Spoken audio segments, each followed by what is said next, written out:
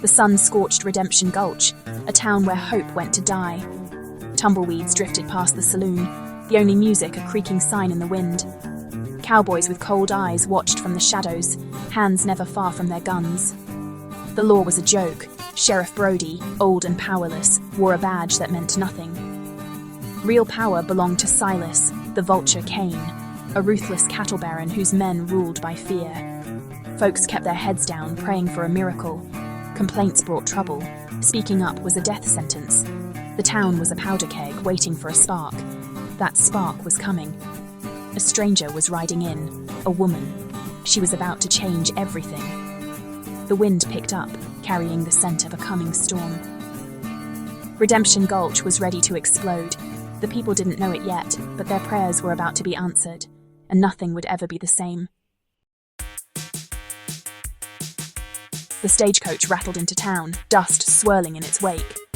Out stepped Eleanor Ellie Vance, sharp-eyed, determined, and not what anyone expected.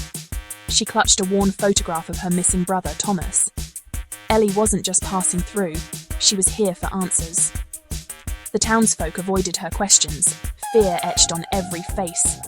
At the general store, Mr. Abernathy nervously warned her.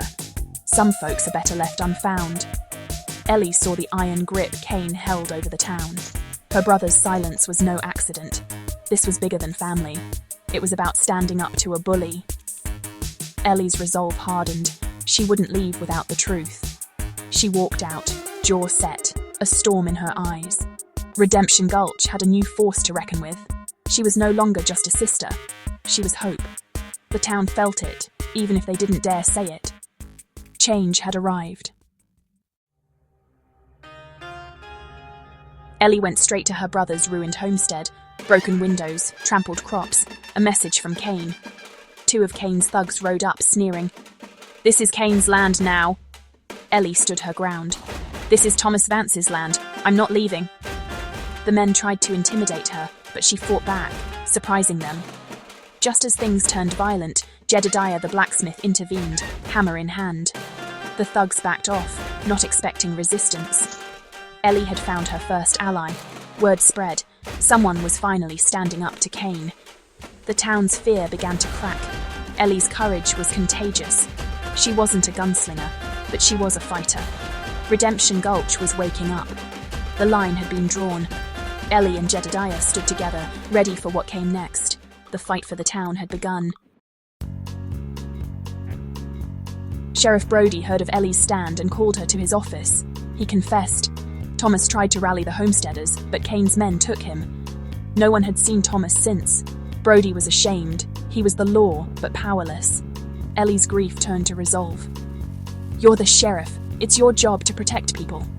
Brody pleaded. "I can't do it alone. But you've given people hope." They needed proof. Someone who saw what happened to Thomas.